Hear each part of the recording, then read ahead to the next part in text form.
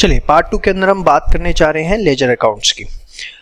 उसके अंदर हमें कौन कौन से अकाउंट्स बनाने हैं। सबसे पहले हमें बनाना है 10% डिबेंचर अकाउंट। प्राइमरी अकाउंट जो हमें बनाना सीखना है, आप एक बार सारे के सारे फॉर्मेट्स बस खींच लीजिए।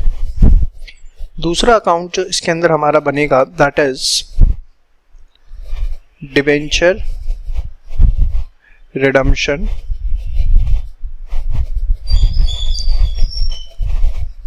Reserve account.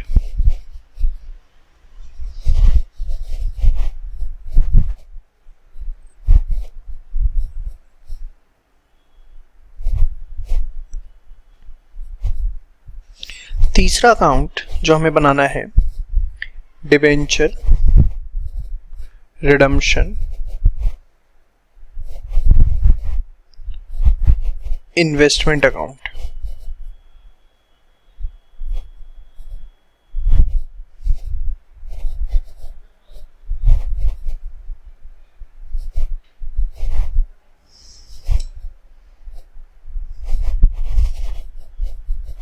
और चौथा अकाउंट जो इसके अंदर हमें प्रिपेयर करना है that is interest on debenture redemption investment account.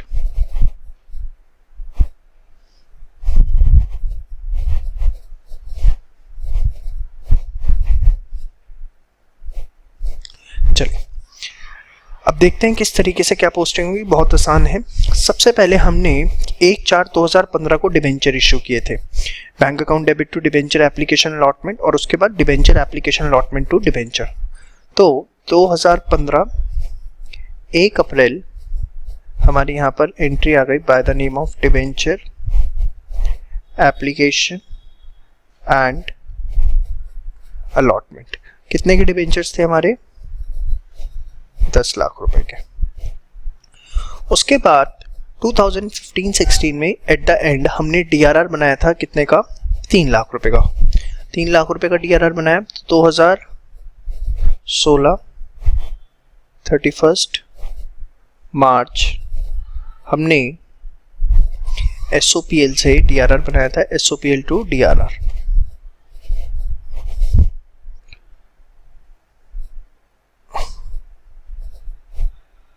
कितना? 3 लाख रुपए का। ठीक है। इसके बाद हमने इस पैसे को सेम डे क्या किया? इन्वेस्ट किया। तो 2016 अब ये हमारा असेट साइड आएगा, इन्वेस्टमेंट असेट है। और एंट्री भी अगर आप देखें तो क्या थी? TRI to bank. हमने यहाँ पे लिखा इन्वेस्टमेंट हमारी कितनी थी? 3 लाख रुपए। ठीक है। अब ध्यान से देखिए, अब ईयर एंड 15-16 का एंड होगा। एक एक करके सारे अकाउंट्स क्लोज करते हैं। 2016 31 मार्च ये हमारा बैलेंस सीडी कितना? 10 लाख रुपए।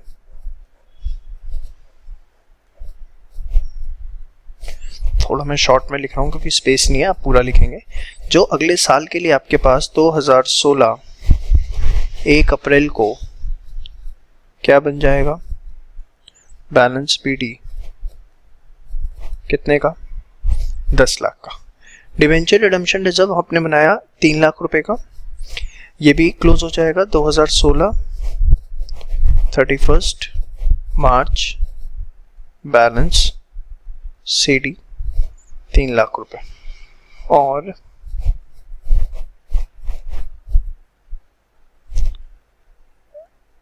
फिर ये आपका यहाँ पर 2016 1 अप्रैल बैलेंस बीडी कितना हो गया?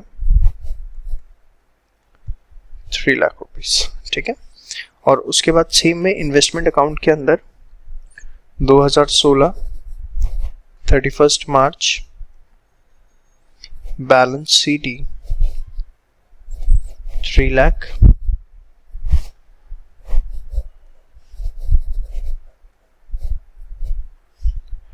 जो कि हमारा नेक्स्ट डे 2016 1 अप्रैल को बैलेंस पीडी बन जाएगा। कितना? 3 लाख रुपए। अब ध्यान से देखिए, नेक्स्ट हमने अगले साल डीआरआर बनाया, कितने का बनाया था? 31 मार्च 2017 को 1 लाख रुपए का। 1 लाख रुपए का हमने फिर डीआरआर बनाया, एंड दिस इज ऑन 31 मार्च 2017। तो मैं थोड़ा सा इसको जरा तरीके से ले लेता हूं। 2016 1 अप्रैल, अब आपका 2017 16-17 है, 31 मार्च हमने डीआरआर बनाया 1 लाख रुपए का। लेकिन उससे भी पहले जो हमने इन्वेस्टमेंट की हुई थी लास्ट ईयर हमने इन्वेस्टमेंट की थी 3 लाख रुपए की, उस पर हमें इंटरेस्ट मिला था, जिसकी हमने एंट्री की थी bank account debit to interest on DRI. तो हम क्या करेंगे, 2017 31 मार्च हमें इंटरेस्ट मिला। इंटरेस्ट कितना मिला था हमें? 10% से इन्वेस्ट करते हैं हम, तो 30,000 रुपये हमें इसका इंटरेस्ट मिला था। 30,000 रुपये हमें इसका इंटरेस्ट मिला था। और ये इंटरेस्ट जो है, जो हमें 30,000 रुपीज मिला है,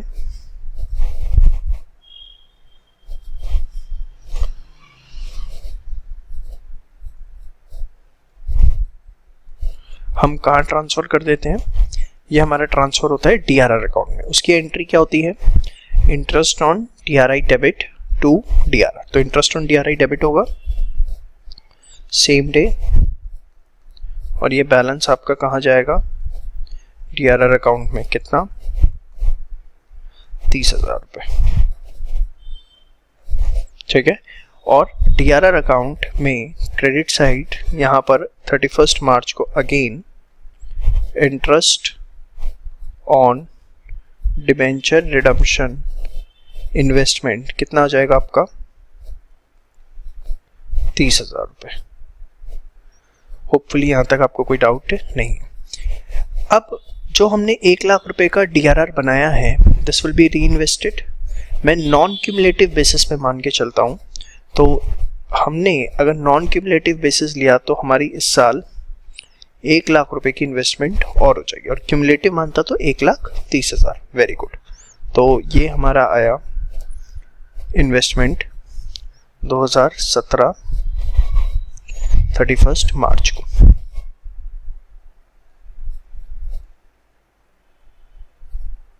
ठीक है जी। इसके बाद अब हम एक एक करके सारे अकाउंट्स को क्लोज करते हैं। डिवेंचर अकाउंट में इस साल होने के लिए कुछ भी नहीं है, तो 2017 31 मार्च बैलेंस सीडी कितना आपका? 10 लाख रुपए।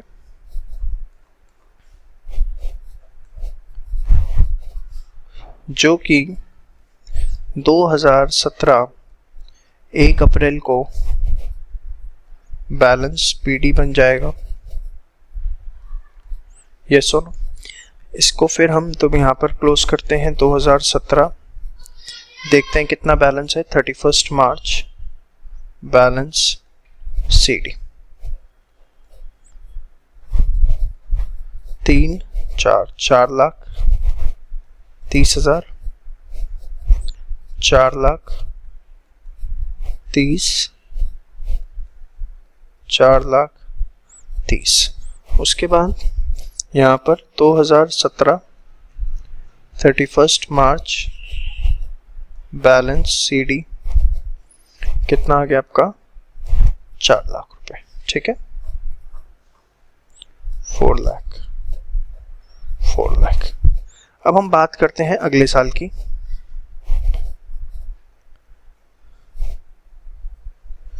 देखिए, इस अकाउंट के लिए थोड़ी जगह शायद क्या पड़ी गई है कम, चलिए कुछ नहीं होता। 2017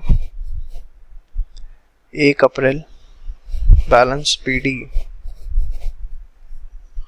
ये मेरा आया 4,30,000। अब सबसे पहले जो आपकी इन्वेस्टमेंट है अब तक टोटल, उस पर आपको इंटरेस्ट मिला था, तो 2018 31 मार्च, और जो आपको इंटरेस्ट मिला वो मिलेगा कितना, आप चेक करो, आप 40,000 रुपये, 4 लाख की इन्वेस्टमेंट थी, उसका 10%, और उसको हम ट्रांसफ़र कहाँ पर कर देते हैं, उसको हम ट्रांसफ़र कर देते हैं DRR अकाउंट के अंदर। तो आपने यहाँ लिखा 31 मार्च 18 लिखूंगा तो स्पेस कम पड़ जाएगा। ये काम करते हैं, इस अकाउंट को ना हम आगे कंटिन्यू करते हैं दूसरे पेज पे, थोड़ा सा आप उसे समझने की कोशिश करिएगा। मैं यहाँ कंटिन्यू करता हूँ। 2018 है ना भाई, नहीं 17, 2017 1 अप्रैल, बैलेंस PD 4,30,000। इसके बाद 2018 31 मार्च, यहाँ पर आपके पास इंटरेस्ट आया, कितना इंटरेस्ट आया बच्चे, 40,000 रुपये। ये मैं DRR अकाउंट को यहाँ पर कंटिन्यू कर रहा हूँ, होपफुली आप समझ रहे होगे, ठीक है। अब इसके बाद हमने लास्ट ईयर में DRR बनाया था 2 लाख का, तो 31 मार्च SOPL हमने DRR बनाया कितने का, 2 लाख रुपए का, ठीक है। बट क्या इस पैसे को हम इन्वेस्ट करेंगे, इस पैसे को हम इन्वेस्ट बिल्कुल भी नहीं करने वाले हैं, ठीक है। आप बेशक बस यहाँ पर हमने लिख तो दिया 2000, जो क्लोजिंग बैलेंस था वो हमने ओपनिंग बना दिया 2017 1 अप्रैल, बैलेंस BD 4 लाख। बट इस साल किसी भी तरह की कोई न्यू इन्वेस्टमेंट नहीं है। क्यों नहीं है, क्योंकि ये लास्ट ईयर है, year of redemption, rather than हमने इन्वेस्टमेंट इस साल बेच दी थी। Very good. अब कितनी इन्वेस्टमेंट हमने बेची थी, कितने की सर, हमने इन्वेस्टमेंट बेची थी 10% प्रॉफिट पे, याद है। तो इन्वेस्टमेंट कम हो गई, बैंक अकाउंट यहाँ पर कितने का, 4,40,000, और यहाँ आ गया profit on sale of debenture redemption investment of investment 40,000 रुपये। ये 2018 31 मार्च को 4,40,000, और यहाँ पर भी 4,40,000। अब ये जो प्रॉफिट है ये हम कहाँ ट्रांसफर कर देते हैं, DRR अकाउंट में। तो 31 मार्च को profit on debenture redemption investment कितना, 40,000 रुपये, ठीक है। अब जो लास्ट ईयर है तो हमें डिबेंचर्स को भी रिडीम करना है, तो 2018 31 मार्च ये सारा अमाउंट कहाँ चला जाएगा, डिबेंचर होल्डर अकाउंट के अंदर। कितना, 10 लाख रुपए। भाई लास्ट एंट्री क्या होती है, 10% debenture to debenture holder, 10 lakh 10 lakh. ये अकाउंट हमारा क्लोज हो गया, ये क्लोज हो गया, ये क्लोज हो गया। और यहाँ पर जितना हमारा बैलेंस बचता है 2018 31 मार्च को, वो हम कहाँ ट्रांसफर कर देते हैं बताओ, भूल गए बेशर्मो, हाँ कहाँ पर, जनरल रिजर्व के अंदर। कितना आएगा, 4 और 2 6,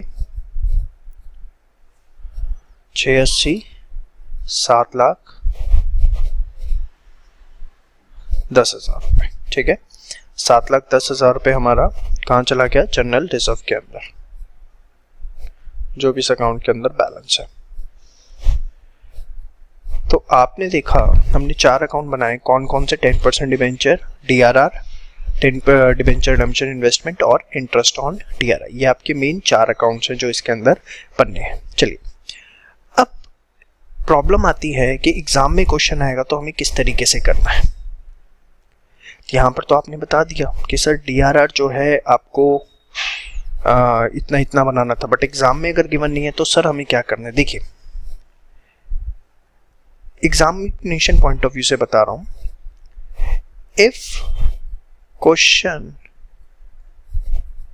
specifies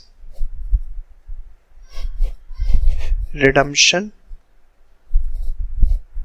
out of profits, question में लिखा हुआ है कि जो रिडम्पशन है वो कहां से हुआ है, आउट ऑफ प्रॉफिट्स हुआ है, तो you will assume 100% redemption is out of profits, कि 100% रिडम्पशन जो है वो कहां से हुआ है, आउट ऑफ प्रॉफिट्स हुआ है। If nothing is specified, if nothing is specified, question में ऐसा कुछ भी नहीं लिखा हुआ। देखिए कंपनी एक्ट हमारा क्या कहता है, कंपनी एक्ट कहता है कि कम से कम कोई भी कंपनी 25% रिडम्पशन जो है वो आउट ऑफ प्रॉफिट करेगी। तो अगर क्वेश्चन में कुछ भी नहीं लिखा हुआ तो वैसे तो आप एट लिबर्टी आप 50 मानो 100 मानो, बट आपको मैं एडवाइस करूंगा if nothing is specified assume 25% debentures have been redeemed out of profits। 25% जो डिवेंचर्स है वो कहां से रिडीम किए गए हैं, आउट ऑफ प्रॉफिट से। ये आप तब मानोगे अगर क्वेश्चन के अंदर कुछ भी गिवन नहीं है, ठीक है। अब मैं आपको यहाँ पर एक दो बातें और बता दूं। देखिए कंपनी एक्ट 2013 क्या कहता है, कंपनी एक्ट 2013 कहता है at least company shall redeem 25% debentures out of profits. कम से कम 25% डिवेंचर्स उसके आउट ऑफ प्रॉफिट रिडीम होनी चाहिए। सेकंड एक चीज है, ध्यान से सुनिए। सेकंड क्या है, at least 15% of amount shall be invested up to 30th April in the year of redemption। अब ध्यान से देखिए ये क्या है, और वैसे इसका क्वेश्चन पे कोई फर्क नहीं पड़ने वाला। कम से कम 15% अमाउंट जो है उसको हमें इन्वेस्ट कर देना है 30 अप्रैल तक इन द ईयर ऑफ रिडम्पशन। मतलब सपोज आपके 17-18 में डिवेंचर्स रिडीम हो रहे हैं, ठीक है, और आपने 16-17 के अंदर DRR बनाया से 3 लाख रुपए का, ठीक है, या से आपने 2.5 लाख का ही बनाया,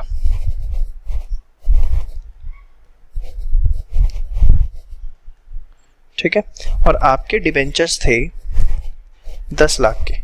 तो ये गाइडलाइन कहती है कि 17-18 मतलब जो ईयर ऑफ रिडम्पशन है जिसमें रिडम्पशन होना है, यहाँ पर 30 अप्रैल तक कम से कम 1.5 लाख रुपए तो आपके इन्वेस्ट हो जाने चाहिए।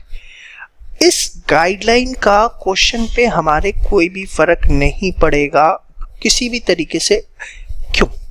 आप एक बात बताओ, मेरा क्रेडिट कार्ड का बिल आया 50,000 रुपए, मुझे क्रेडिट कार्ड की पेमेंट करनी है अपने 50,000 रुपए, और उसमें लिखा हुआ है कि आप मिनिमम अमाउंट 10 अप्रैल तक 5,000 रुपए जमा करवा दें। मेरा क्रेडिट कार्ड का बिल कितना आया, 50,000, और उसने बोला है कि मिनिमम अमाउंट आप 10,000 रुपए जमा करवा दीजिए। कब तक? 10 अप्रैल तक। तो क्या इसका मतलब मुझे बाकी 40,000 रुपए जमा नहीं करवाने पड़ेंगे? तो करवाने पड़ेंगे। वो तो मिनिमम अमाउंट इसलिए 10,000 रुपए मांग रहे हैं कि अगर आपने 10,000 रुपए जमा करवा दिए तो हम समझ जाएंगे कि आपकी क्रेडिट वर्थीनेस है, आप बाकी पैसे भी जमा करवा दोगे। हम बाकी अमाउंट पे इंटरेस्ट चार्ज करेंगे, बाकी आप वो जब मर्जी जमा कराना। सेम वे आपने जितना DRR बनाया है उतना तो आपको इन्वेस्ट करना ही पड़ेगा। इट्स जस्ट अ गाइडलाइन कि अगर 30 अप्रैल तक आपने 15% अमाउंट इन्वेस्ट नहीं किया है तो आपको उसके पैनल कॉन्सिक्वेंसेस बियर करने पड़ सकते हैं। और बुक्स के अंदर तबाही मचा रखी है, सबने एज्यूम कर लिया है 30 अप्रैल को ही 15% इन्वेस्टमेंट करनी है, ऐसा कुछ भी नहीं है। आप एग्जाम में ये बात ध्यान रखेंगे, जितना डीआरआर बनाया है आप उतना ही अमाउंट इन्वेस्ट करेंगे। ये गाइडलाइन आपके लिए कुछ भी मैटर नहीं करती, इट्स जस्ट पैनल कॉन्सिक्वेंस की 30 अप्रैल तक अगर 15% अमाउंट इन्वेस्ट नहीं हुआ है तो security exchange board of India will take the action. वो आपको उसे जस्टिफाई करना पड़ेगा ऐसा क्यों नहीं हुआ है। बट इसका मतलब ये नहीं कि 30 अप्रैल को ही इन्वेस्टमेंट करनी है, it can be on the same date and in fact the investments are made on the same date in which the funds are set aside and of the equivalent amount. In the rare cases के अंदर होता है कि हम investment कम करें। तो examination point of view से आप हमेशा ध्यान रखोगे amount of investment will always be equal to amount of DRR. और सेकंड चीज आप इसके अंदर जो ध्यान रखोगे वो क्या, investments will be made on same date on which DRR is created.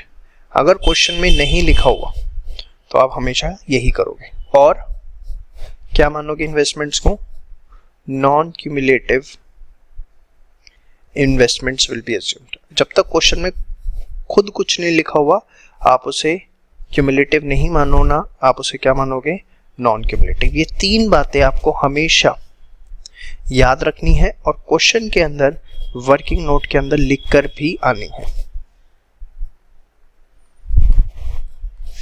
लिखा हो तो अच्छी बात है, समझ में आई बात इतना, लेकिन ध्यान रखना 30 अप्रैल का कोई फड्डा नहीं है, जितना डीआरआर बनाया उसी डेट को उसी इतना अमाउंट इन्वेस्ट कर दो। समझ में आया। बेशक आप चाहो तो वर्किंग नोट के अंदर ये वाली गाइडलाइन जरूर लिखाओ कि at least 15% of amount shall be invested up to 30th April in the year of redemption. This is the guideline as per company act, but we have made the investment before it. समझ में ये बात। आप चाहो तो इसे लिखो but इसकी भी जरूरत नहीं है, आपको मैंने सीधा बता दिया क्या करना है, जितना डीआरआर उतने इन्वेस्टमेंट और on the same date and that too on non cumulative basis. Question में नहीं लिखा हुआ कुछ 25% मानो, लिख सकते हो नीचे alternative we can redeem 100%, but अगर लिखा हुआ है कि आउट ऑफ प्रॉफिट रिडम्पशन करना है तो we will resume 100% redemption is out of profits. समझ में आई बात। चलिए एक क्वेश्चन मैं आपको देता हूं कैसा आ सकता है इस पे। ABC Limited has 12% debentures of rupees 5 lakh to be redeemed on 31st March 18. Company created minimum DRR on 31st March 17 and investments are sold at par। और ये नहीं भी लिखा हुआ तो आप मानोगे वो एट पार ही बेची है, ठीक है। On due date debentures are redeemed। Debentures are redeemed। Pass journal entries। बस बहुत सिंपल क्वेश्चन आता है इसका, मैंने आपको इससे टेक्निकल क्वेश्चन इसमें नहीं आएगा। फर्स्ट क्वेश्चन अगर आपने मेरा समझ लिया है जो मैंने आपको सिखाया तो उसके बाद कुछ नहीं बचता। अब बताओ, सबसे पहले 31 मार्च 17 हमें डीआरआर बनाना है, ठीक है। मिनिमम डीआरआर अब 5 लाख है, मिनिमम डीआरआर कितना बनता है 25%। तो आपने बनाया SOPL डेबिट टू DRR कितना 1,25,000। उसी दिन आप क्या कर दोगे, इन्वेस्टमेंट कर दोगे। DRI डेबिट टू कैश या बैंक, कितना, 1,25,000, 1,25,000, यस और नो। उसके बाद क्या होगा, 31 मार्च 18 इन्वेस्टमेंट्स को हम बेचेंगे, तो cash to debenture redemption, investment कितना आपका, 1,25,000, 1,25,000, ठीक है। उसके बाद आप डिवेंचर्स को रिडीम करोगे तो एंट्री क्या होगी, 12% डिवेंचर्स टू डिवेंचर होल्डर, कितना, 5 लाख। उसके बाद debenture holder debit to bank 5 lakh, और उसके बाद DRR का बैलेंस जो है वो कहाँ चला जाएगा, जनरल रिजर्व में, कितना, 1,25,000, 1,25,000।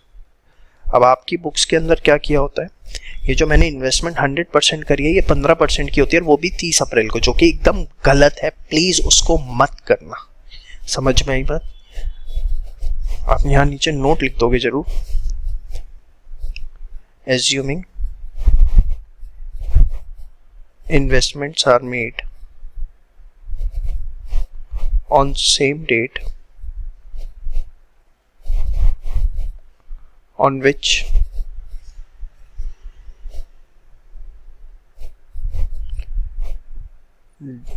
debenture redemption reserve, और मैंने आपको बताया था फंड वर्ड यूज कर सकते हो, फंड was created,